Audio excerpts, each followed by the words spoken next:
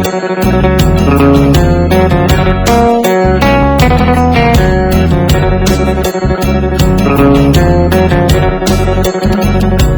ណងភ្លៀងធំអើយទឹកហោ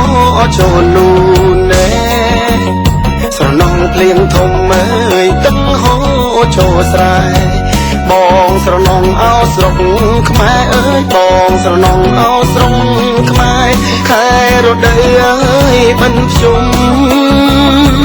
មើលមេម៉ាយបងស្រណងមុខក្រមុំសែនកំសត់អើយខ្លះកាចោលខ្ញុំ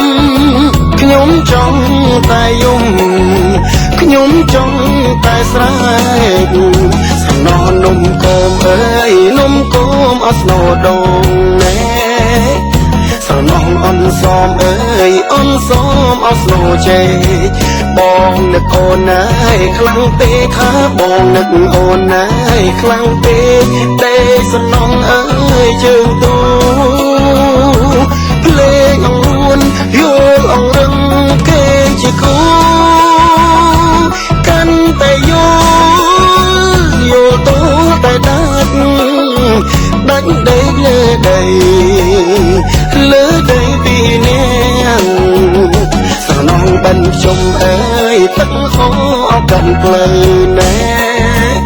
ស្រណងបិណ្ឌភ្ជុំអើយគោដើរអោកាន់ផ្លូវបងធ្លាប់ដឹងដៃស្រីបើអើយបងធ្លាប់ដឹងដៃស្រីបើ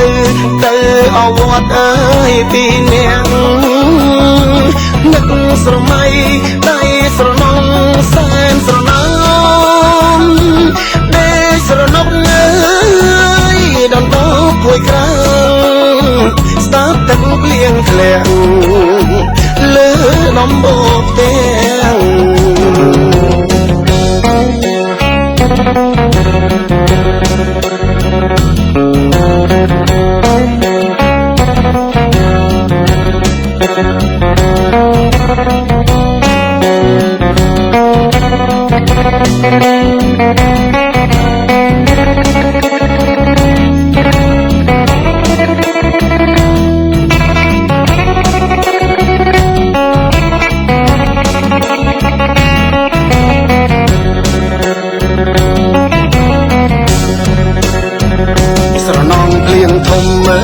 ទឹកហោ